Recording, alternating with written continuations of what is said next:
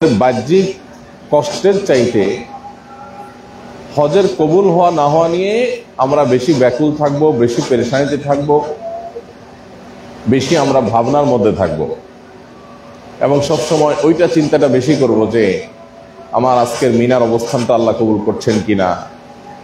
আমরা বারবার করে আপনাদেরকে বলেছি, হজ মাবরুর হওয়ার জন্য, হজ আল্লাহর কাছে মাকবুল এবং গ্রহণযোগ্য হওয়ার জন্য নেগেটিভ যে বিষয়গুলো আছে সেগুলো বর্জন করাটা অনেক গুরুত্বপূর্ণ। আপনি তালবিয়া কতবার পড়লেন এটা যতটা ইম্পর্টেন্ট, আপনি তাকবীর কতবার পড়লেন এটা যতটা গুরুত্বপূর্ণ, এর চাইতে বেশি গুরুত্বপূর্ণ হলো আপনি হজ সম্পাদন করতে গিয়ে আল্লাহ যা নিষেধ করেছেন সেগুলোর কোনোটা থেকে কতটা বাঁচতে পারলেন, এটা হলো বেশি গুরুত্বপূর্ণ। এই জন্য ভাই আমরা চোখের খুব হেফাজত করবো ইনশাআল্লাহ। আমরা যখন ওয়াশরুমে যাব, টয়লেটে, উজুখানায় যাব, মা বোনরা আমাদের পাশের টয়লেটেই আসা যাওয়া করে, উজু করে। অনেক মহিলারা আছে পর্দা বুঝে না। আমাদের এখানে যে বোনরা আছেন, আপনাদেরকে আগেও আমরা বলেছি, আবারও বলছি, হজ আদায় করা যেরকম ফরজ, পর্দা মেনটেন করাটাও সেরকম ফরজ। আমাদের জন্য নিজেদের ইজ্জত আবরুকে হেফাজত করা আল্লাহ তাআলা করা নির্দেশ করেছেন, দৃষ্টিকে অবনত করা। অতএব এই বিষয়গুলো আল্লাহর নির্দেশ, হজটা যেমন আল্লাহর নির্দেশ, এই দুইটাকেই আমরা একসাথে মানার চেষ্টা করব। হজ করতে গিয়ে যদি কোনো বোন বেপর্দা হন বা তার দ্বারা কোনো পরপুরুষ এর নজর খারাপ হয়, কেউ যদি সেদিকে নজর দেয়, তাহলে সেক্ষেত্রে উভয় গুনাহগার হবেন যদি উভয়ের এখানে গাফিলতি থাকে। এই জন্য ভাই, হজ যে করবে সে এই তিনটা বিষয়কে বিশেষভাবে খেয়াল করবে। নারীগঠিত গুনাহ, সেক্সুয়াল যে অপরাধ, সেটা হজ চলাকালীন সময় এই জাতীয় চিন্তা, জল্পনা কল্পনাও নিষেধ।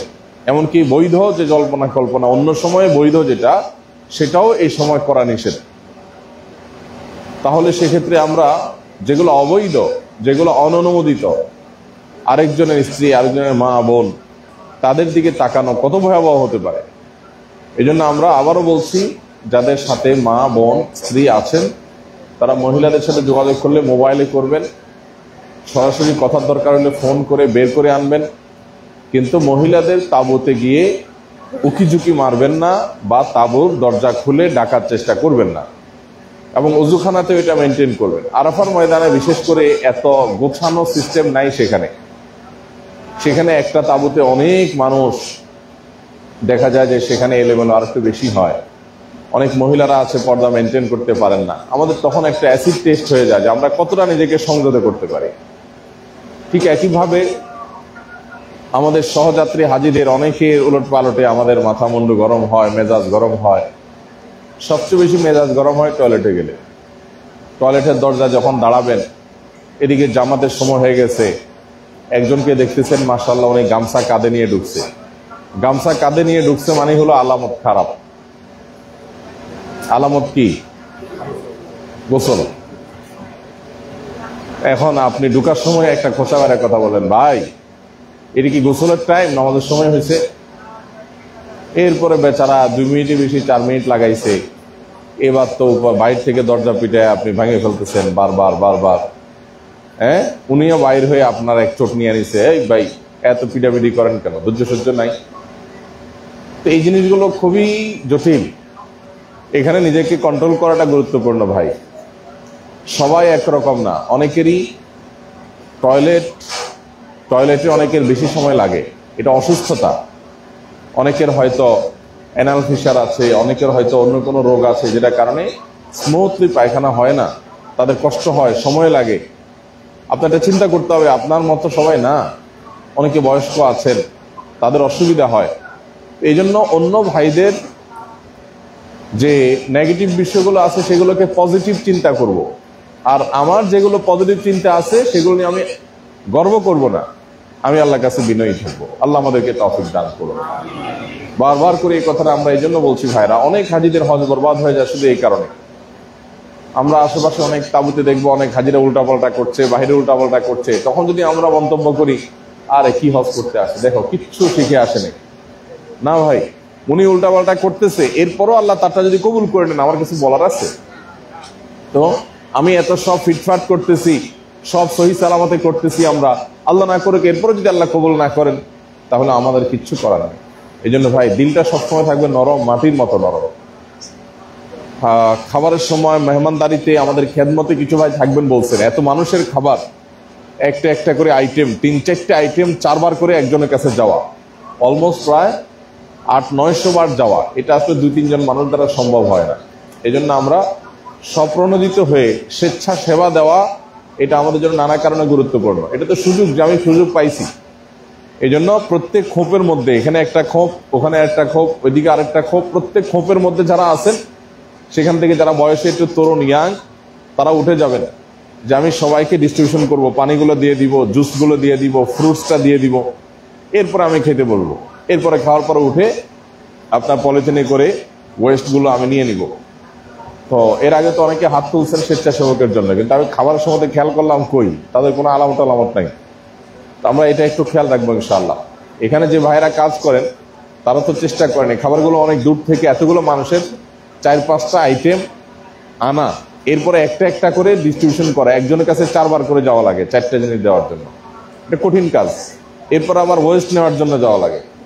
তো আমরা নিজেরা কোঅপারেশন করলে সেটা অনেক ইজি হবে ইনশাআল্লাহ বিসমিল্লাহ। আর যে যত বড়, তার তত বেশি খেদমত করা দরকার। আমি ইস্তাম্বুলে গিয়েছিলাম, তুরস্কে। সেখানে বদিউজ্জামান সাইদ নুরসি রহমতুল্লাহ আলাইহির যে মাদ্রাসাতুন নূর, যেটার মাধ্যমে আজকের এরদোগান, আজকের তুরস্ক ইসলামিক একটা রাষ্ট্রের দিকে এগিয়ে যাচ্ছে ধাপে ধাপে, এবং ভয়ঙ্কর একটা সেকুলার সমাজ থেকে একটা ইসলামী সমাজে রূপান্তর হয়েছে। সেইখানে যেই শক্তি, যেই সংগ্রামের মধ্য দিয়ে এটা হয়েছে, সে বদিউজ্জামান সাইদ নুরসি রহমতুল্লাহ আলাইহির মাদ্রাসাতুন নূরের সিস্টেম হলো, যারা যত সিনিয়র তারা তত বেশি খেদমত করে, থালা বাসন তারা ধোয়, সব কাজ তারা করে, ঝাড়ু তারা দেয়। যত সিনিয়র, যত জুনিয়র তত মেহমান। অতএব আমরা এখানে যে যত বড় পদে আছেন, সে তত বেশি খেদমত করবেন। যিনি এডিশনাল সেক্রেটারি লেভেলে আছেন, জয়েন্ট সেক্রেটারি লেভেলে আছেন, তার খেদমত আরো বেশি হবে। আমরা নিজেদের অহংকারকে চূর্ণ বিচূর্ণ করার জন্য এটা অনেক বেশি উপযোগী, উপকারী। ইনশাআল্লাহ এই আমলটা আমরা খুব খেয়াল রাখবো, আল্লাহ চাহেন তো আমরা যেন ভাই ভাই হয়ে থাকি। দেখুন, এই যে স্মৃতি আপনার, এটা আপনি কখনো ভুলতে পারবেন না। যারা জীবনে প্রথম হজ করতে আসছেন, আমাদের এখানে উল্লেখযোগ্য ভাইয়েরাই, বোনরাই, বেশিরভাগ মানুষই এখানে জীবনের প্রথম হজ করতে আসছেন। আমার কাছে এটা খুব ভালো লাগছে এবছর। অন্যান্য বছর এত নতুন হাজি দেখি না, এবছর বেশিরভাগ ভাইয়েরাই, বোনেরাই নতুন হাজি। তো নতুন হাজিদের সংখ্যা বেশি হওয়া এটা ভালো, কারণ যারা নতুন হজ করে তাদের আবেগটা পুরাতন হাজিদের তুলনায় অনেক বেশি থাকে। তো এই যে মিনার যে স্মৃতি, এখানকার যে পরিবেশ, এখানকার যে আবহাওয়া, কষ্টটা ভুলে যাবেন কিন্তু স্মৃতিটা ভুলবেন না। এটা সারা জীবন মনে থাকবে ইনশাআল্লাহ, এবং আপনাকে সুখ স্মৃতি, এটা সুখ স্মৃতি, এই স্মৃতিটা আপনাকে আনন্দ দিবে ইনশাআল্লাহ। তো এটাকে আরো বেশি স্মরণীয় করে রাখার জন্য ভলান্টিয়ার সার্ভিস বেশি বেশি করে দিবেন। যেখানে আপনার কাজ নাই, আপনার তাবুর বাইরে আরেকটা জায়গা দেখা যাচ্ছে রাস্তার মধ্যে কিছু পড়ে আছে, এটা তো উঠায় রাখেন। আপনি যাচ্ছেন, ওই ফ্রিজ থেকে কেউ নিতে গিয়ে একটা পানি নিচে ফালায় রেখে চলে গেছে, আপনি যে পানিটা উঠায় ফ্রিজে রেখে দেন, সব হবে না? একজন মানুষ হয়তো একটা জুস নিতে গিয়া ফ্রিজ থেকে আরেকটা ফেলে রেখে চলে গেছে, ওটা আমার কাজ না, ওটা আমার ডিউটি না, তারপরে তো আমি উঠায় রাখি, আমি সব পাবো ইনশাআল্লাহ। তো এইভাবে খুঁটে খুঁটে খুঁটে খুঁটে অন্যের কাজটা করবো। এই যে আমাদের এক ভাই খেজুর খাওয়াইলেন অনেকের, দেখলাম আলহামদুলিল্লাহ, এটা একটা ভালো কাজ যে তিনি আসার সময় খেজুর নিয়ে আসছেন 1 কার্টন, সব হাজিদেরকে খাওয়াইলেন। তো আমরা এইভাবে কিভাবে কারে খেদমত করা যায় সেই চেষ্টাটা বেশি বেশি করবো ইনশাআল্লাহ।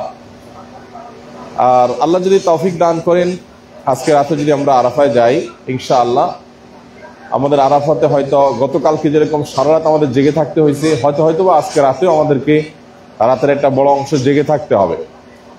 কি হবে এটা সম্পূর্ণ নসিবের উপর নির্ভর করে। আমরা কি এখান থেকে 15 মিনিটে আমাদের তাঁবুতে আরাফাতে চলে যাব, নাকি 10 ঘন্টা 12 ঘন্টা লাগবে, সেটা একমাত্র আল্লাহ ভালো জানে। আমার এমন অভিজ্ঞতা আছে যে 5-7 ঘন্টা গাড়িতে ঘুরছি আরাফাতে তাঁবু পাইতে, 5-7 ঘন্টা। জ্যামে আটকা পড়ে আছে, ড্রাইভার রাস্তা ভুলে গেছে। ড্রাইভারের সাথে প্রত্যেকটা গাড়িতে একজন করে এক্সট্রা গাইড দেয় এজেন্সিগুলো, এই সৌদি যে এজেন্ট মোয়াল্লেম, তারা গাইড দেয়। আমাদের বাসে কালকে যারা ছিলেন, আমাদের গাইড বেচারা ইজিপশিয়ান নতুন মানুষ, সে আমাদের রাস্তা যেটা ওটাতে ঢুকতে গেছে, ড্রাইভার বলে না না না এটা না, চলে যাও সামনেরটা। আমাদের 4 না 5টা চক্কর খাওয়াইছে, কয়েক ঘন্টার সময় আমাদের অতিরিক্ত নষ্ট হয়েছে। তো এখন এরকম আনাড়ি গাইড যদি পড়ে বসে, এটা তো কপাল, কিচ্ছু করার নেই। তো এখন আমাদের প্রচুর এনার্জি ব্যয় হবে আগামীকাল পরশু। এই জন্য আজকে যত বেশি রেস্ট করা সম্ভব, যত বেশি আরাম করা সম্ভব আমরা রেস্ট করার চেষ্টা করবো ইনশাল্লাহ। মানে অহেতুক অনেকে এখনই বাহিরের জগৎটা দেখার জন্য আমাদের তাবুটা ঠিক কোন জায়গায়, বাংলাদেশে আর কে কোথায় আছে, তামাশা দেখার জন্য বাইর হয়। এই রোদে কেউ বাইর হবেন না, শরীরে এনার্জি নষ্ট করবেন না, প্রচুর পরিমাণ পানি পান করে রেস্ট করেন আলহামদুলিল্লাহ। এরপরে আজকে যখন মাগরিবের আগ দিয়ে সূর্য যখন একটু হয়ে যাবে, তাপ যখন কমে যাবে, তখন যদি সম্ভব হয় আপনার বেল্ট, কার্ড এগুলো সাথে নিয়ে আশপাশে একটু বোঝার চেষ্টা করলেন যে আমরা কোন জায়গায় আছি। কারণ যদি আমার ঈদের দিন মক্কা থেকে একা আসা লাগে, আমি যেন তাবু পর্যন্ত আসতে পারি, চেষ্টাটা করব। আমাদের তাবুর আশপাশে কি আছে, চেনার মতো আছে কিছু? আব্দুল্লাহ ফ্লাইওভার, আমাদের পাশেই যে ফ্লাইওভারটা, এটা হলো ফয়সাল, এটা হলো আমাদের নামতে হবে। এসে যখন মিনায় আসবো তখন বলতে হবে যে আব্দুল্লাহ রোডে নামলে আমাদের আব্দুল্লাহ রোড নাম নাকি অন্য কিছু মনে হয়, এটা ভালো করে দেখেন। তাহলে আমরা সবাই বলে দেই 10 তারিখে আমরা ইনশাআল্লাহ মক্কা থেকে তসাই করে তো চলে আসবো ইনশাআল্লাহ। চেষ্টা চলতেছে বাসের ব্যবস্থা করার, চেষ্টা চলতেছে। সবাই খুব দোয়া করেন আল্লাহ যেন বাস নেওয়াটা সহজ করে দেন। গত বছর আমরা বাসের ব্যবস্থা করতে পারছি আলহামদুলিল্লাহ, দেখেন অনেক সহজ হয়েছে। বাস আমাদেরকে প্রায় 70% রাস্তায় এনে দিছে। এরপরে একটা জায়গায় নামা দেওয়ার পরে আমরা বাকি 30% রাস্তা সবাই মিলে হাঁটতে হাঁটতে রাতে হাঁটতে বেশ মজাই লাগে। তাবুগুলোর ভিতর দিয়ে অনেক মজা লাগে, বেশ ভালো লাগে, মিষ্টি আবহাওয়া থাকে তখন। আবার তাবুগুলোর ভিতর দিয়ে হাঁটা চলার মুভমেন্ট খুবই মানে প্রশান্তিকর। তো দেখতে দেখতে তখন বরং আরো 1 কিলোমিটার বেশি হাঁটতেও ভালো লাগে, সমস্যা থাকে না।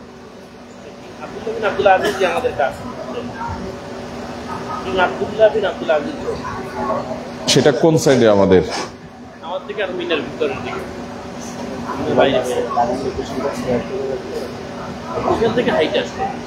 আচ্ছা, কিং আব্দুল্লাহ বিন আব্দুল আজিজ কুবরি না রোড? এটা ইয়ারা শামস কই, টেহু ভাই কই, একটু খবর নেন তো ভাই। আমাদের এইটার আশেপাশে কি আছে যে হাজিরা যদি একা কেউ আসতে হয় যেন সহজে আসতে পারে, কোনো হসপিটাল অথবা কোনো কুবরি, মানে ট্যাক্সিতে কোনটা বললে তুলনামূলক সহজ হবে, একটু খুঁজে আপনারা একটু কষ্ট করে আমাদেরকে একটু জানান যে তুলনামূলক কোনটা ইজি হবে। বাকি আমাদের মক্তব নম্বর, মক্তব মানে অফিস, যে অফিসের অধীনে আমরা আছি সে অফিস নম্বর হলো 2। অফিস নম্বর হলো কি ভাই? 2।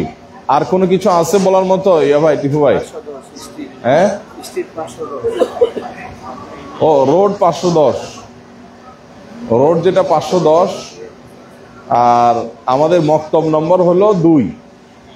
আর কিং আব্দুল্লাহ বিন আব্দুল আজিজ, এটার সাথে আমাদের তাবু। জোন হলো 1, 2 না, এটা জোনে কিছু আসা যায় না। ও আচ্ছা ঠিক আছে, জোন 1, 2 আর তাবু হলো 5-এর 510 রোড নম্বর, আর 5 বোধহয় মেইন রোড নম্বর। আমাদের গেইটে আছে, এটা ছবি তুলে নিতে পারবো আমরা ইনশাল্লাহ যাওয়ার সময় আজকে। হ্যাঁ, গেইটে একদম দেওয়া আছে সুন্দর করে, গ্রুপে দিয়ে দেন। এটা গ্রুপে আছে অলরেডি, আবার দিয়ে দেন। আমরা দোয়া করি আল্লাহ যেন আমাদের হোটেল থেকে ঈদের দিন তসাই শেষ করার পরে রাত্রে 9টা, 8টা, 9টা, 10টা যখন সুযোগ হয় যেন বাসের ব্যবস্থা যেন হয়। সবাই দোয়া করেন ইনশাআল্লাহ। ব্যবস্থা হলে গ্রুপে দিয়ে দেওয়া হবে, আর ব্যবস্থা না হলে 2 জন 3 জন 4 জন করে করে আমাদের হোটেল থেকে বের হয়ে হাতের ডান পাশে, হারামে গেলে তো আমরা বামে যাই, এই হোটেলের কথা বলতেছি। আর বি হোটেল আলাদা একেবারে ব্রিজের নিচেই আছে, ওখানে ব্রিজের উপরে বা ব্রিজের মুখে গেলে ট্যাক্সি পাওয়া যায়, মিনা মিনা মিনা মিনা মিনা মিনা ডাকে। তো এই ট্যাক্সিগুলোতে আমরা 2 জন 3 জন 4 জন করে করে উঠে যেতে পারি। একা একা না আসলেই ভালো, কমপক্ষে একজন সাথে থাকলো, 2 জন সাথে থাকলো। 50 রিয়াল করে নেয়, অনেক সময় একটু বেশিও চায়, 50 রিয়ালে আসে। তো মিনা বলতে একেবারে আপনাকে এই পর্যন্ত আনে দিবে না হয়তো। আর যদি কয়েকজন মিলে তার সাথে চুকায় উঠতে পারেন যে আমাদের কিং আব্দুল আজিজ কুবরি পর্যন্ত নিয়ে যাবো, তাহলে ইনশাল্লাহ খুব কাছাকাছি নিয়ে আসবে হয়তো। ওখান থেকে বাকি পথ হয়তো ইজি হবে ইনশাল্লাহ। আর আমরা একটু বের হলে ঘুরলে আমরা তখন আরো আন্দাজ করতে সহজ হবে যে আমরা ঠিক কোথায় আছি। ইনশাল্লাহ জটিল কোনো বিষয় না। আল্লাহ না করুক আপনি হারায় গেলেন ফর এক্সাম্পল, তাহলে কি হবে? কিছুই হবে না। আপনি তাঁবুর মধ্যেই তো, মিনার এরিয়ার মধ্যেই তো আছেন, বাস মিনার এরিয়ার মধ্যে রাত্রি যাপন হলেই হলো। অর্ধরাতের আগে আগে আসার চেষ্টা করবেন, মধ্যরাতের আগে আগে, বাস এনাফ। আর আমাদের সাথে থাকা কার্ড যেটাতে বিশেষ করে আমাদের ওই যে তাঁবুর ঠিকানা লেখা আছে, কালকে রাতে বা আগে যে কার্ডটা রেজিস্ট্রেশন যেখানে ডিটেল দেওয়া আছে ওইটা, অথবা মোবাইলে গেটের ছবি নিয়ে ওখানে গাইড যারা পাবেন তাদেরকে দেখালে আশা করা যায় আপনাকে হেল্প করবে ইনশাআল্লাহ। আলহামদুলিল্লাহ এখনো পর্যন্ত আল্লাহ তাআলা সবকিছু আমাদের স্মুথ করে দিয়েছেন। বাকি কাজগুলো আশা করা যায় আল্লাহ তাআলা স্মুথ করে দিবেন ইনশাআল্লাহ। তবে যদি আমাদের কোনো পরীক্ষা আসে, পরীক্ষা দেওয়ার জন্য আমরা প্রস্তুত আছি তো ইনশাআল্লাহ? পরীক্ষা দেওয়ার জন্য আমরা প্রস্তুত। আল্লাহর কাছে আমরা দোয়া করবো, আল্লাহ পরীক্ষা ছাড়া পাশ করায় দেয়। আমরা অটো পাশের দেশের লোক, আমরা অটো পাশের দেশের লোক, আমরা পরীক্ষা টরীক্ষা ছাড়া পাশ করতে চাই। আর যদি পরীক্ষা তুমি নেওই তাহলে পাশও তুমি করাই দিও, ইজি করে দিও। আমরা আল্লাহর কাছে সে দোয়া করবো ইনশাআল্লাহ। আমরা প্রশ্নগুলো লিখিত দিলে ভালো হয়। আমাদের যে প্রশ্নগুলো আছে সেই প্রশ্নগুলো কারো প্রশ্ন থাকলে লিখিত দিলে ভালো হয়। কারোর কাছে কাগজ কম থাকলে হেল্প করেন টিপু ভাই, আপনারা যদি কাগজ কলমটা জোগাড় করে দিতে পারেন একটু ভালো হয়, যদি সম্ভব থাকে আর কি। কারোর কাছে ডায়েরি বা নোটবুক থাকলে ওইটা দিতে পারেন ওনাদেরকে প্রশ্ন লেখার জন্য। হ্যাঁ, মহিলাদের দিক থেকেও যদি কোনো প্রশ্ন আসে, প্রশ্ন থাকে, বোনরা আপনাদের স্বামীদের মাধ্যমে যোগাযোগ করে একজন প্রশ্নগুলো কারেক্ট করে পাঠিয়ে দিবেন। ভাই আলহামদুলিল্লাহ, আমরা সকালের দোয়ার কথা বলেছিলাম, সন্ধ্যার দোয়া পড়ার সময় এখন হয়ে গেছে। সন্ধ্যাকালীন যে দোয়াগুলো আছে সেই দোয়াগুলো আমরা পড়বো। 3 কুল, বিসমিল্লাহিল্লাযী লা ইয়াদুররু, তারপরে আরো যেগুলো আছে হাসবিয়াল্লাহু লা ইলাহা ইল্লাহু, আয়াতুল কুরসি একবার, এই সব দোয়াগুলো আমরা থেকে থেকে থেমে থেমে পড়ার চেষ্টা করবো ইনশাআল্লাহ। আর মিনাতে আমাদের অবস্থানের যে সির বা রহস্য, এটা কারণটা কি? হজ তো মূলত আরাফায় অবস্থান, ওইটাই হলো হজ। নবী করিম হজের মূল ফরজ, সবচেয়ে বড় ফরজ হলো কোনটা? আরাফায় অবস্থান। নবী করিম সাল্লাল্লাহু আলাইহি ওয়াসাল্লাম বলেছেন আল হাজ্জু আরাফা, আরাফায় অবস্থান করাটাই হলো কি? হজ। সেখানে আমরা ডাইরেক্ট আরাফায় চলে গেলেই তো পারি। আবার এই 8 তারিখে এসে মিনায় কেন বসে আছি? জিলহজের 8 তারিখে মিনা কেন আমরা বসে আছি? 9 তারিখে সকালে ডাইরেক্ট আরাফায় গেলেই তো হয়। মিনা অবস্থান করাটা তো ফরজও না, ওয়াজিবও না, সুন্নত। তো এটা কেন শরীয়ত আমাদেরকে করতে বলেছে? এই সম্পর্কে অনেক ওলামায়ে কেরাম অনেক গবেষণা করে অনেক সিক্রেট, অনেক রহস্য, অনেক হিকমত তারা জানিয়েছে। এর ভিতরে একটা হিকমা হলো আল্লাহ রাব্বুল আলামিন আরাফায় আমাদেরকে ডেকেছেন হজের জন্য হাজিরা দিতে, আর বাইতুল্লাহ তাওয়াফ, এই দুইটা গুরুত্বপূর্ণ। তো আরাফায় যে আমরা যাব, আল্লাহ ডেকেছেন সেখানে যাব, যে সারাদিন দোয়া করব, আল্লাহ তাআলার গুণগান করব, লা ইলাহা ইল্লাল্লাহু ওয়াহদাহু লা শারীকা লাহু লাহুল মুলকু ওয়া লাহুল হামদু ওয়া হুয়া আলা কুল্লি শাইইন কাদির বেশি পড়ব। সেটার জন্য আমরা মিনায় এসে ওয়েটিং রুমে অপেক্ষা করে মূল রুমে অর্থাৎ আরাফাতে প্রবেশের জন্য আমরা এখানে অপেক্ষমান আছি। ব্যাপারটা অনেকটা এরকম, কোনো বড় ব্যক্তি, পদস্থ কর্মকর্তা, কোনো বড় অফিসার, বড় কোনো কর্তা, তার সাথে দেখা করতে যখন আমরা যাই তখন তার মূল রুমে প্রবেশের আগে তার সেক্রেটারি রুমে বা ওয়েটিং রুমে আমরা একটু বসি। সেখানে বসে নিজের সব পেপারসগুলো গোছাই নেই, সব কাগজপত্র ঠিকঠাক করে নেই, নিজেকে একটু রিফ্রেশ করে নেই, সেটিং করে নেই, এরপরে আমরা মূল রুমে প্রবেশ করি। ঠিক একইভাবে আমরা ইনশাআল্লাহ আগামীকালকে আরাফাতে হাজিরা দিব। আল্লাহর কাছে আমাদের সব চাওয়াগুলো, সব দোয়াগুলো নিবেদন করব। আজকে অর্থাৎ তার আগের দিন 8 তারিখে মিনায় এসে অবস্থান করে কেমন যেন আমরা ওয়েটিং রুমে আছি। আমরা মূল রুমে প্রবেশের আগে ওয়েটিং রুমে আছি। ওয়েটিং রুমে বসে আমরা নিজেদেরকে পরিপাটি করছি, মানসিকভাবে প্রস্তুতি নিচ্ছি এবং শারীরিকভাবে প্রস্তুতি নিচ্ছি, যাতে করে আগামীকালকে আল্লাহর কাছে আমাদের চাওয়াগুলোকে যথাযথভাবে নিবেদন করতে পারে। এই জন্য ভাই, আগামীকালকে আমরা কে কি দোয়া করব, কোন দোয়া করব, কিভাবে করব, সেগুলো এখন থেকেই আমাদের প্রস্তুতি এবং প্রিপারেশন হয়ে যেতে হবে। আমরা আসুন্নাহ ফাউন্ডেশন থেকে আপনাদের জন্য যে এক নজরে হজের লিফলেটটা দিয়েছি, এটা সবার কাছে কি আছে? তাহলে এটা আমরা দেখে ফেলতে পারি আগামীকালকে আমাদের ডিউটিগুলো কি, বাই সিরিয়ালে কি কি করণীয়। সবচেয়ে বেশি করণীয় হলো পরশুদিন, অর্থাৎ 10 তারিখে করণীয় সংখ্যা সবচাইতে বেশি। আর আগামীকালকে আমাদের করণীয় সংখ্যা কম, কিন্তু সবচেয়ে গুরুত্বপূর্ণ করণীয়। আরাফাত দিনে যেই দোয়া সবচেয়ে শ্রেষ্ঠ, সেটা হলো লা ইলাহা ইল্লাল্লাহু ওয়াহদাহু লা শারীকা লাহু লাহুল মুলকু ওয়া লাহুল হামদ ওয়া হুয়া আলা কুল্লি শাইইন কাদির। এই দোয়া আমরা একবারে ঠোঁটস্থ মুখস্থ স্মুথ করে ফেলবো ইনশাআল্লাহ। এখন থেকে এটা এক্সারসাইজ করব, প্র্যাকটিস করা শুরু করব। লা ইলাহা ইল্লাল্লাহু ওয়াহদাহু লা শারীকা লাহু লাহুল মুলকু ওয়া লাহুল হামদ ওয়া হুয়া আলা কুল্লি শাইইন কাদির। এখানে কিন্তু ওই তালবিয়াতে যেরকম আল্লাহর বড়ত্ব, রাজত্ব, শ্রেষ্ঠত্ব এটা স্বীকৃতি দিচ্ছি আমরা, এখানে একই জিনিস। লা ইলাহা ইল্লাল্লাহ, আল্লাহ ছাড়া ইবাদতের উপযুক্ত আর কেউ নেই, সত্যিকারের মাবুদ একমাত্র তিনি। লা ইলাহা ইল্লাল্লাহ ওয়াহদাহু লা শারীকা লাহু, তিনি এক, তার কোনো শরীক নেই, পার্টনার নেই। লা ইলাহা ইল্লাল্লাহু ওয়াহদাহু লা শারীকা লাহু লাহুল মুলকু ওয়া লাহুল হামদ, রাজত্ব এবং প্রশংসা তার। ওয়া হুয়া আলা কুল্লি শাইইন কাদির, তিনি সবকিছু করতে সক্ষম। এই বাক্য আরাফাত দিনের সবচেয়ে শ্রেষ্ঠ। নবী করিম সাল্লাল্লাহু আলাইহি ওয়াসাল্লাম বলেছেন, খায়রুদ দুআ দুআউ ইয়াউমি আরাফা, সবচেয়ে শ্রেষ্ঠ, সবচেয়ে উত্তম, সবচেয়ে সেরা দোয়া হলো আরাফার দোয়া। আরাফার দোয়ার সাথে পৃথিবীর কোনো দোয়াকে তুলনা করা যায় না। আপনার জীবনে আল্লাহর কাছ থেকে আপনার চাওয়াগুলোকে পূরণ করে নেওয়ার সবচেয়ে বড় অপরচুনিটির নাম হলো আরাফার দিনের দোয়া। এই জন্য নবীজি বলেছেন যে খায়রুদ দুআ দুআউ আরাফা, সবচেয়ে উত্তম দোয়া হলো আরাফার দিনের দোয়া। ওয়া খায়রু মা কুলতু আনা ওয়ান নাবিয়্যুনা মিন ক্বাবলি, নবীজি বলেছেন আরাফার দিনে আমি, আমার পূর্বে যত নবী রাসূল এসেছেন সবাই যত দোয়া করেছেন, এর মধ্যে সবচেয়ে শ্রেষ্ঠ হলো আরাফার দিনে লা ইলাহা ইল্লাল্লাহু ওয়াহদাহু লা শারীকা লাহু লাহুল মুলকু ওয়া লাহুল হামদ ওয়া হুয়া আলা কুল্লি শাইইন কাদির, এটা পাঠ করা। তাহলে আরাফার দিনে আমাদের কয়েকটা আমল হয়ে গেল। এক নম্বর হলো তালবিয়া তো চলবেই যথারীতি উঠতে বসতে। দ্বিতীয়ত হলো তাকবীর, লা ইলাহা ইল্লাল্লাহু আল্লাহু আকবার আল্লাহু আকবার, লা ইলাহা ইল্লাল্লাহু আল্লাহু আকবার আল্লাহু আকবার লিল হামদ। এটা আগামীকালকে থেকে বিশেষ গুরুত্বের সাথে চলবে। কেন? কারণ আগামীকাল বাদ ফজর থেকে নিয়ে শুরু হবে আইয়ামে তাশরিক।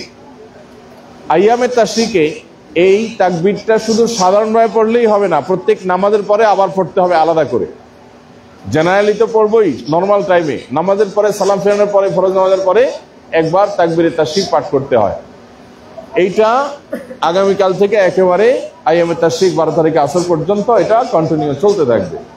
তাহলে আগামীকাল অর্থাৎ আরাফাত দিনে তালবিয়ার পাশাপাশি, সাধারণ তাকবীরের পাশাপাশি 5 ওয়াক্ত নামাজের পরে স্পেশাল তাকবীর।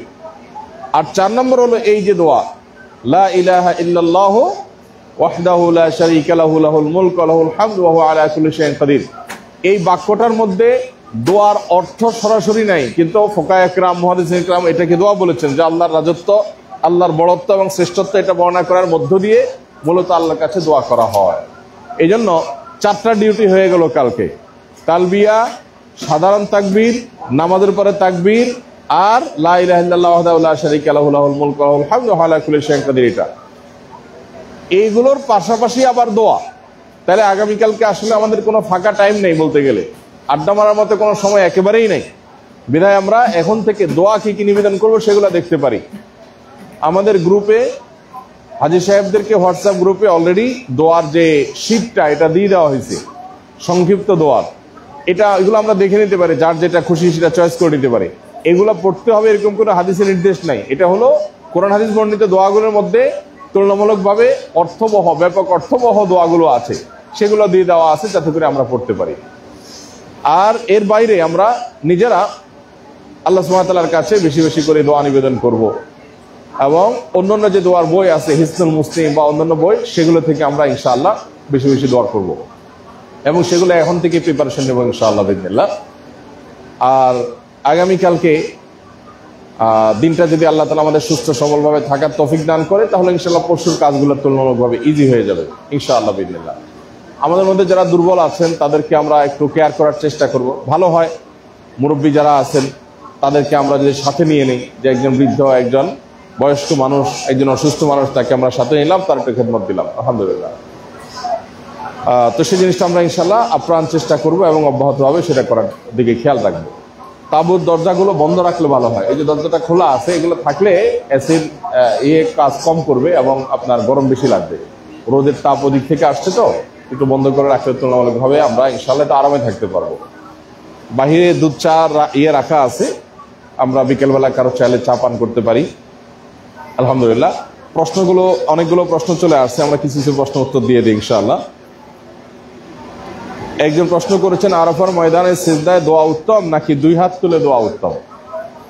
ভাইরা আমার, সাধারণ দোয়া তো দুই হাত তুলেই, কারণ নবী করিম সাল্লাল্লাহু আলাইহি ওয়াসাল্লাম একটা হাদিস আছে, তিনি বলেছেন তোমরা যখন আল্লাহর কাছে চাইবা ফাসআলুহু বিআকুফিকুম, তখন তোমাদের হাতের তালু দিয়ে চাইবা, অর্থাৎ এইভাবে। এটা তো জেনারেল দোয়ার সিস্টেম যে আমরা এভাবে হাতের তালু দিয়ে আল্লাহর কাছে দোয়া করব। এই দোয়া এটা আরো বিভিন্ন ভাবে আমরা করতে পারি। যেমন দারুণ একটা প্রশ্ন এটা, যে আমরা সিজদায় দোয়া করলে ভালো হবে নাকি হাত তুলে দোয়া করলে ভালো হবে? হাত তুলে তো সাধারণ দোয়া আছেই, সিজদা দোয়া করলে সন্দেহাতীতভাবে তার চাইতে আরো বেশি উত্তম হবে। কারণ সিজদা করার মানে হলো সিজদা ইটসেলফ একটা ইবাদত, এরপরে আবার সেখানে দোয়া প্লাস হয়েছে। তাছাড়া হাদিস আমরা শুনেছি, সহিহ মুসলিম বর্ণিত হয়েছে, নবীজি সাল্লাল্লাহু আলাইহি ওয়াসাল্লাম বলেছেন আকরাবু মা ইয়াকুনুল আবদু মির রাব্বিহি ওয়া হুয়া সাজিদ, বান্দা আল্লাহর সবচেয়ে নিকটবর্তী হয়ে যায় যখন সিজদায় চলে যায়। তো আল্লাহর সবচেয়ে কাছাকাছি গিয়ে দোয়া করার অপরচুনিটিটা আমরা কেন মিস করব? এই জন্য আরাফাতের ময়দানে আমার সাজেশন থাকবে যে আমরা ইনশাআল্লাহ কিছু সময় বসে বসে দোয়া করব। কিছু সময় হয়তো বসতে বসতে একটু বোর ফিল হচ্ছে, দাঁড়ায় যাব, দাঁড়ায় দোয়া করবো কেবলার দিকে হাত তুলে। আবার কিছু সময় হাত তুলতে তুলতে হয়তো হাত ব্যথা হয়ে গেছে, বোর লাগতেছে, তো হাত ছেড়ে দিয়ে এমনি মুখস্থ আল্লাহর কাছে মনে মনে দোয়া করব। এটাও দোয়া করা যায়, এমন না যে হাত তোলা ছাড়া দোয়া করা যায় না। হাত ছেড়ে দিলাম, এবার বসে বসে আল্লাহর কাছে দোয়া করছি।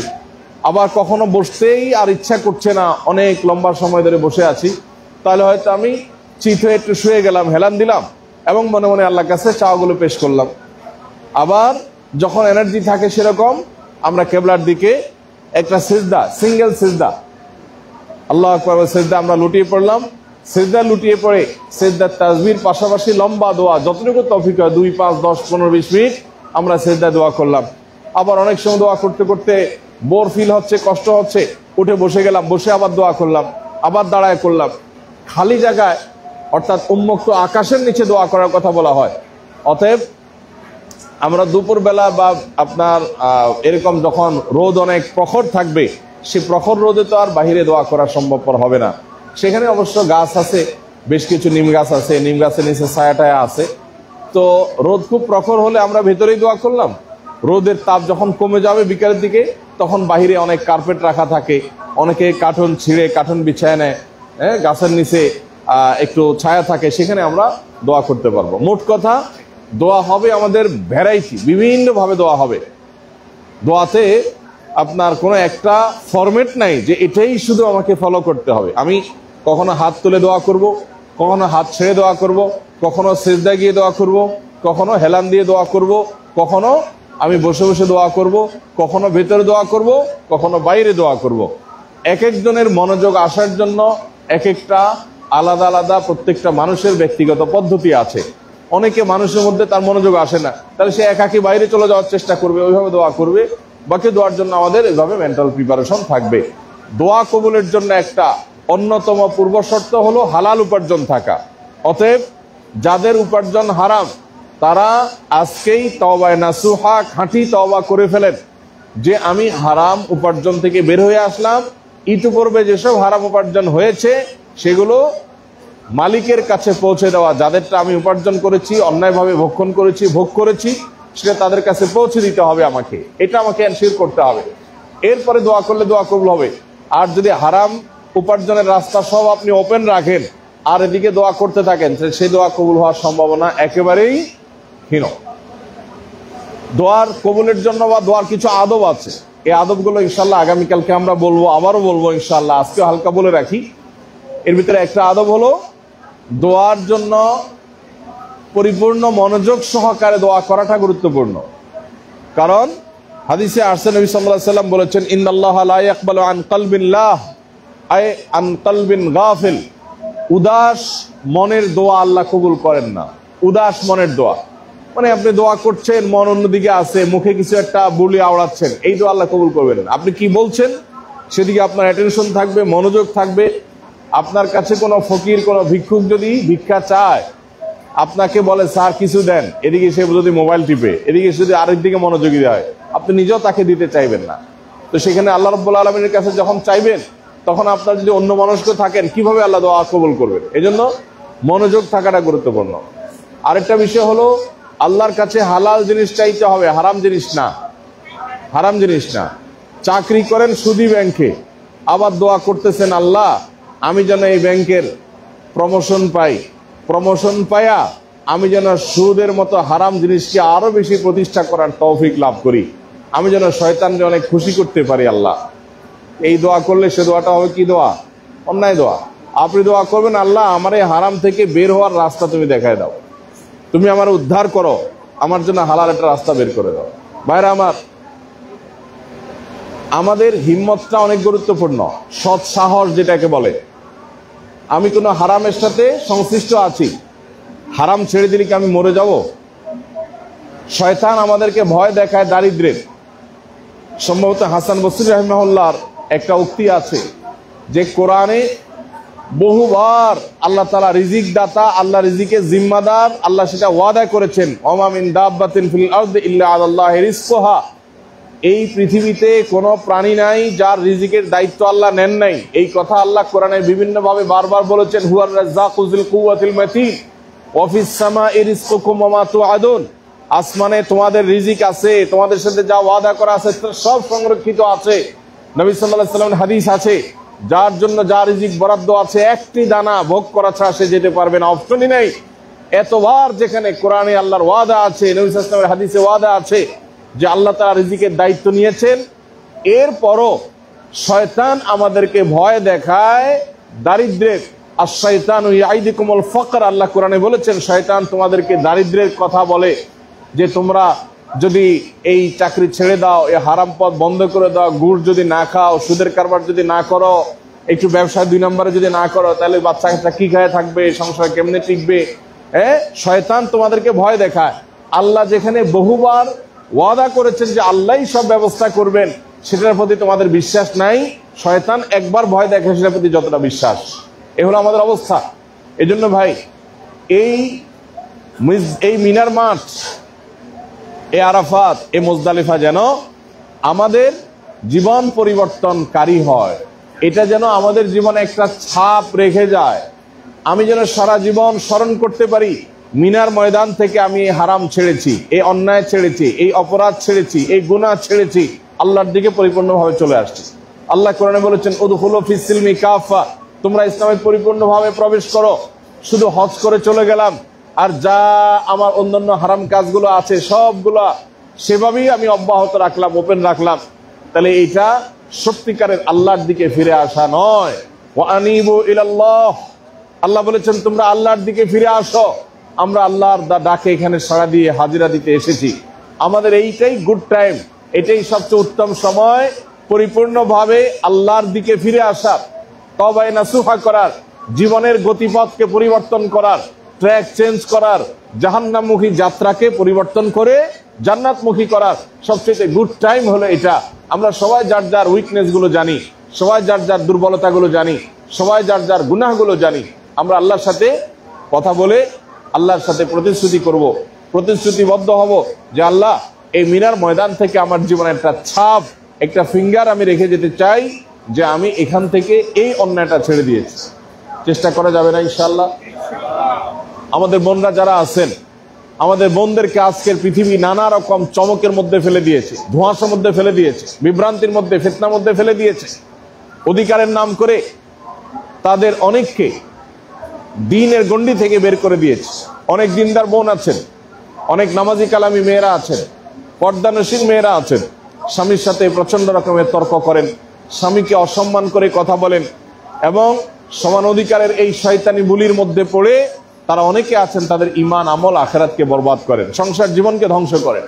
আবার অনেক পুরুষ আছেন যারা স্ত্রীর অধিকারগুলো সঠিকভাবে আদায় করেন না। অনেকে এখানে হজ করতে আসছেন, বইয়ের মোহর দেন নাই, এই আসামি এখানে আছে।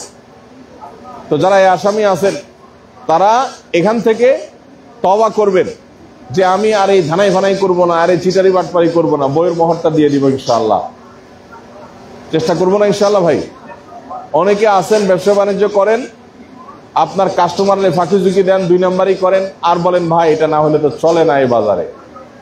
আপনি কি এই বাজারে চলতে চান না জান্নাতে চলতে চান? এটা আপনার ডিসিশন, ইটস ইউর ডিসিশন যে আপনি কি এই বাজারের চা আপনার টার্গেট না জান্নাত আপনার টার্গেট। যদি বলেন না আমার বাজারেই টিকতে হবে, ওকে তাহলে বাজারে টিকেন, জান্নাতের আশা ছেড়ে দিতে হবে। যদি মনে করেন না আমি বাজারে টিকতে গিয়ে আকাম যা আছে সব করব, আর একটা হজ করলে তো নিষ্পাপত্য নিয়ে বাড়িতে চলে যাব, এটা বোকার স্বর্গে বাস হবে।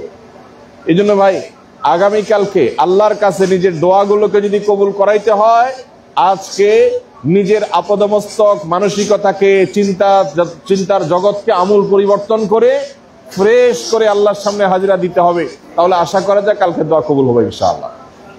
আর যদি মনে করেন যে না ঠিক আছে আজকের জন্য ফেরেশতা হয়ে গেলাম, সোজা হয়ে গেলাম, তওবা করলাম, আল্লাহ আমি লাইনে চলে আসছি, কালকে দোয়াগুলো কবুল করায় আবার দেশে হয়ে যাবে, এটা যদি প্ল্যানে রাখেন তো ওইটা দিয়ে আপনি মানুষ ধোঁকা দিতে পারেন। আল্লাহ ভবিষ্যৎ, প্ল্যান, মানসিকতা সব জানে। আপনার যদি পাক্কা এরাদা থাকে যে না আমি সঠিক পথে চলে আসছি, কোনো আর ভুল পথে যাব না, আমার এই বাজারে টিকার লক্ষ্য না, টিকতে পারলে ভালো, না টিকতে পারলে ভাতের মার খেয়ে থাকবো ফ্যামিলি নিয়ে, বাচ্চা কাচ্চা নিয়ে, সমাজে ভাবসাব আমার দরকার নাই। শুধু ভাবসাবকে কোরবানি করার জন্য তৈরি থাকলে দেখবেন সব পথ ইজি হয়ে গেছে। এটাই হলো মূল সমস্যা, যা আমাদের সবার টাকা পয়সা যা দরকার তার চেয়ে বেশি দরকার কি ভাব। ভাব আমি সবসময়ের জন্য বলি আমাদের অভাবটা আসলে টাকা পয়সার না, আমাদের অভাবটা কিসের? ভাবের অভাব। ভাবের অভাব। ছেলেটা যদি বিদেশে পড়তে না যায়, বাণিজ্য থাকে, ভাবসাব থাকে, আমার যদি একটু লাখ লাখ টাকা ইনকাম না হয়, ভাব থাকে, এই ভাবটা যদি জবাই করে দিতে পারেন, এই যদি কোরবানি করে দিতে, আমার ভাবসাবের দরকার নেই ভাই। আমি সমাজের খুব সাধারণ মানুষ হয়ে থাকতে চাই, আমি খুব গরিব মানুষ হয়ে থাকতে চাই, অন্যের মানুষের সাথে, অন্যের বাচ্চার সাথে, অন্যের ফ্যামিলির সাথে আমার কোনো কম্পিটিশন নাই। আমার কম্পিটিশন মুত্তাকিকে, তার সাথে। এটা যদি পুরো ফ্যামিলিকে নিয়ে বসে ডিসিশন নিতে পারেন, তাহলে আপনার জান্নাতের পথ খোলা ইনশাআল্লাহ, এবং এটাই হলো প্রকৃত সুখী হওয়ার পথ। এই জন্য ভাই আজকের এই দিনে আমাদের মনস্তাত্ত্বিক পরিবর্তনটা গুরুত্বপূর্ণ। তাহলে ইনশাআল্লাহ আগামীকালকে দোয়াটা অনেক বেশি কবুল হওয়ার সম্ভাবনা বাড়বে। আল্লাহ আমাদেরকে সেই তৌফিক দান করুন। হজের পর হজের ভ্যালু কিভাবে ধরে রাখবো, ইনশাআল্লাহ এটা আমরা আইয়ামে তাশরিকের দিনগুলোতে আলোচনা করব, যে হজের পরেও আমরা কিভাবে আমাদের হজের যে উপকারিতা, ভালো দিকগুলো ধরে রাখতে পারি। আমাদের সাথে যারা হজে আসেন, আমরা চেষ্টা করি হজে আসার 6 মাস আগে থেকেই তাদেরকে প্রিপেয়ার করা, আলেমদেরকে অ্যাপয়েন্ট করে তাদেরকে সূরা কেরাত ইত্যাদি শেখানো, বারবার ট্রেনিং সেশন করা। হজ থেকে যাওয়ার পরে আবার আমরা মিলন মেলার আয়োজন করে সেখানে আবার হজ পরবর্তী জীবন সম্পর্কে গাইড করা, সেই ব্যাপারগুলো তো মোটামুটি আমরা চেষ্টা করি। কারণ এটা শুধু হজের ট্যুর না, এটা লাইফ চেঞ্জের ট্যুর ইনশাআল্লাহ। এটা নট অনলি হজ, এটা হজ প্লাস, অর্থাৎ এখানে লাইফ চেঞ্জ করাটা যেন আমাদের একটা টার্গেট থাকে ইনশাআল্লাহ। এটা যথাসময় আমরা বলবো। আদর্শ লাইফস্টাইল কেমন হওয়া উচিত একজন হাজির জন্য? ভাই আমাদের জন্য নবী করিম সাল্লাল্লাহু আলাইহি সাল্লামের জীবনের চাইতে ভালো কোনো লাইফস্টাইল নেই। নবী সাল্লাল্লাহু আলাইহি সাল্লামের সুন্নাহই হলো আদর্শ লাইফস্টাইল, বাস। অতএব সুন্নাতকে অনুসরণ করবেন, জীবন এমনি সাকসেস হয়ে যাবে ইনশাআল্লাহ।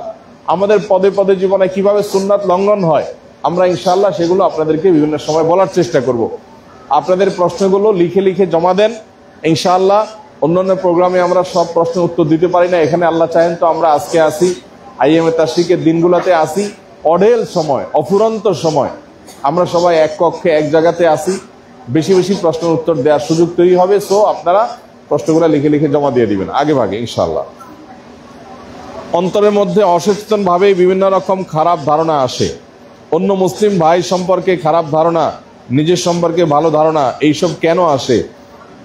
গুনাহ হবে কিনা এর কারণে? কিভাবে প্রতিকার সম্ভব? ইস্তেগফার করা ছাড়া আর কিছু করার আছে কিনা? ভাইরা আমার, এটাই তো শয়তানের ডিউটি। শয়তান আপনাকে দেখাবে, আরে তুমি তো একটা ফেরেশতা, আর দেখছে এগুলো সব নালায়েক নাখান্দা। এটাই তো শয়তানের কাজ। শয়তান আপনাকে নিজের কাছে উপস্থাপন করবে এমন ভাবে যে দেখো তুমি কত ভালো মানুষ, এই বেটা দেখছো তুমি কত দোয়া করতেছে, আর হা হা করে হাসতেছে বসে বসে, তামাশা করতেছে হজ করতে এসে। তো ভাই, এগুলো থেকে প্রতিকারের উপায়টা কি? প্রতিকারের উপায় হলো ওই যে সবসময় এই কল্পনাটা মাথায় রাখা যে কারোর কোনো ভুল যদি আমার চোখে পড়েও হতে পারে আল্লাহ তাআলার কাছে তার কোনো ভালো কাজ আছে, যেটা কারণে আল্লাহ তাকে মাফ করে দিয়েছেন। সো আমি অনেক ভালো কাজ করে ধরা পড়ে যেতে পারি, আমার এত আহ্লাদিত হওয়ার কিচ্ছু নেই, আর এর জন্য ধরারও কিচ্ছু নেই। এই জন্য আল্লাহ তাআলা কোরআনে কারীম আমাদেরকে বলেছেন, ইয়া আইয়ুহাল্লাযীনা আমানু ইজতানিবু কাসীরাম মিনায-যন্ন, হে ঈমানদাররা তোমরা বেশি বেশি ধারণা করা থেকে বেঁচে থাকো, বিরত থাকো। কারণ ইন্না বা'দায-যন্নি ইসমুন, কারণ কিছু কিছু ধারণা অর্থাৎ মন্দ যে ধারণা মানুষের প্রতি, এটা পাপ, এটা অপরাধ। আর নবী সাল্লাল্লাহু আলাইহি সাল্লাম বলেছেন, ইয়াকুম ওয়ায-যন্না ফাইন্না যন্না আকযাবুল হাদিস, কারোর প্রতি নেগেটিভ কারণ ধারণা করা থেকে তোমরা বিরত থাকবে, কারণ সবচেয়ে মিথ্যা। আপনি যদি কারোর কোনো কিছু দেখেন বা মনে আসে, তখন পজিটিভ চিন্তা করবেন যে হয়তো তিনি এই চিন্তা থেকে বলেছেন বা ওই চিন্তা থেকে করেছেন, তার কোনো কজ হয়তো আছে, হয়তো তিনি নিরুপায়, হয়তো তিনি অসুস্থ, এরকম চিন্তা করবো ইনশাআল্লাহ। সেই সাথে আল্লাহর কাছে দোয়া করবো, আল্লাহ যেন আমাদের অন্তরগুলোকে অন্যের প্রতি কুধারণা থেকে বাঁচিয়ে দেন। এই জন্যই তো আল্লাহর কাছে কি কি দোয়া চাইবেন লিস্ট করেন, আল্লাহ আমার অন্তরটাকে সাফ করে দেন, মানুষের দোষ যেন না দেখি, হিংসা যেন না হয়, দুনিয়ার মোহ যেন না হয়, আমার অন্তরটা যেন পবিত্র পরিচ্ছন্ন হয়। ঠিক যেরকম মায়ের পেট থেকে ভূমিষ্ঠ হওয়ার সময় অন্তর নিয়ে আসছিলাম ফ্রেশ, সেরকম অন্তর যেন আমার হয়। আল্লাহর কাছে সে দোয়া করবো ইনশাআল্লাহ। আগামীকাল আরাফার দিন, এই দিনে কি কি আমল ও কি কি দোয়া গুরুত্বপূর্ণ মাবরুর হজের জন্য ইনশাআল্লাহ। আজকে তো কিছু কথা আমরা ইতিমধ্যে বলে ফেলেছি, 4টা আমলের কথা বলছি। তালবিয়া, সাধারণ তাকবীর, নামাজের পরে তাকবীর, লা ইলাহা ইল্লাল্লাহু ওয়াহদাহু লা শারীকা লাহু, এটা এই 4টা হলো ফিক্স। আর এর বাইরে দোয়া যত করতে পারি, তেলাওয়াত যত করতে পারি ইনশাআল্লাহ, এটা আমরা কালকে করব। যদি পুরো তাবু মিলে 4 রাকাত জামাত হয়, তবে আমি কি 2 রাকাত পড়ে সালাম ফিরিয়ে নিব? অন্য তাবুতে গিয়ে পড়া কঠিন, জায়গা কমের জন্য। কোনো অসুবিধা নাই ভাই, 4 রাকাত পড়লে কোনো সমস্যা নেই। যে সমস্ত ওলামায়ে কেরাম 2 রাকাত পড়ার কথা বলেন, তারা বলেন 2 রাকাত পড়ানো সুন্নত, ফরজ ওয়াজিব বলেন না। যার কারণে 4 রাকাত পড়লে যে গুনাহ হয়ে যাবে এমন না, বরং সংখ্যাগরিষ্ঠ বা বেশিরভাগ ইমামদের মতে 4 রাকাত। যারা মুকিম তারা, মুসাফির হলো 2 রাকাত। বুঝা যাচ্ছে কথা? যার কারণে আপনি 4 রাকাত পড়লে কোনো অসুবিধা নেই।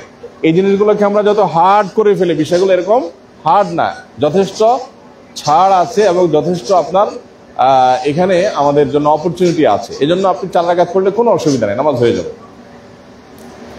মুসাফির মুসলিম হয়ে অমুসলিম দেশে বসবাস ও চাকরির বিষয়ে ইসলাম কি বলে? আমাদের অনেক ভাইরা এখানে আছেন যারা হয়তো পশ্চিমা বিভিন্ন দেশে বসবাস করছেন।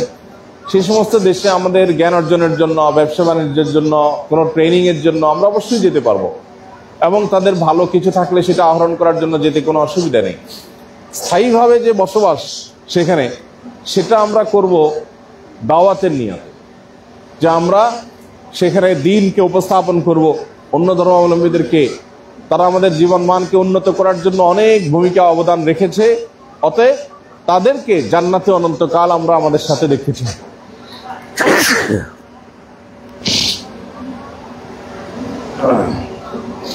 এই জন্য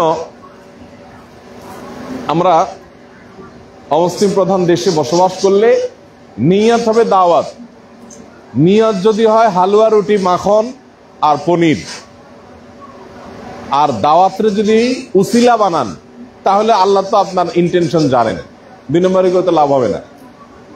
কথা বুঝে আসছে ভাই? অনেকে আসছে বলেন না ঠিক আছে দাওয়াতের উদ্দেশ্যেই গেছি, দাওয়াতটা একটা উসিলা বানাইছেন, আসলে আপনি গেছেন কিসের জন্য? হালুয়া, রুটি আর মাখন পনির খাওয়ার জন্য। একটু ফকফকা রাস্তাঘাটে চলবেন, শরীরে একটু ভাবসাব আসবে, দেশে বলতে পারবেন আমি অমুক দেশে থাকি আর কি, উইথ ফ্যামিলি এবং এত ইয়ার্স। তো এগুলো তো আল্লাহ তাআলা অন্তর হাল জানেন। যদি দাওয়াতটা মুখ্য হয় যে আমি, আমার ফ্যামিলি, আমার বাচ্চা, আমার ওয়াইফ প্রত্যেকে দায়ী হবেন এবং দায়ী হওয়ার জন্য যে কোয়ালিটি দরকার সেটা অর্জন করবেন, তাহলে আলহামদুলিল্লাহ সেটা থাকা শুধু জায়েজ নয়, বরং সেক্ষেত্রে থাকলে সওয়াব হবে।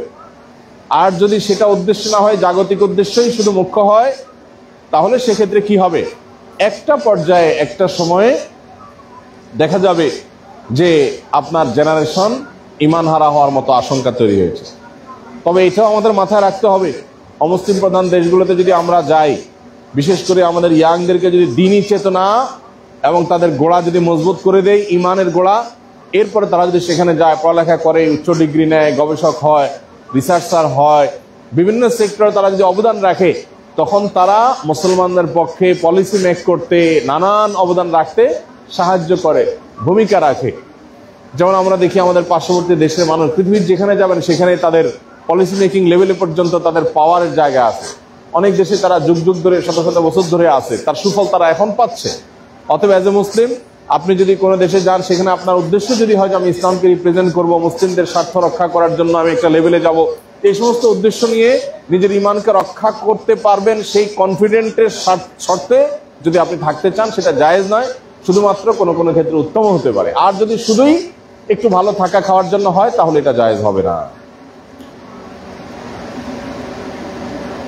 জি ভাই, এরপরে প্রশ্ন হলো, বিতরের নামাজ কি 1 রাকাত পড়া যায়? যদি যায়, পড়ার নিয়ম কি? আপনি 3 নম্বর রাকাত যেভাবে পড়েন, 1 রাকাত পড়লে সেভাবে পড়বেন। শুধু 1 রাকাত বিতির নাই, 2 রাকাত করে সুন্নাত তাহাজ্জুদ পড়ে লাস্ট টাইম নাই 1 রাকাত দিয়ে বিতির দিয়ে ফিনিশিং করলেন। এটা বিভিন্ন হাদিস দ্বারা প্রমাণিত। এটা নিয়ে ওলামাদের ইখতিলাফ আছে। ফুকাহা হানাফির মতে 3 রাকাতের নিচে বিতির নাই, অন্যান্য ওলামা ইকরাম বলেন 1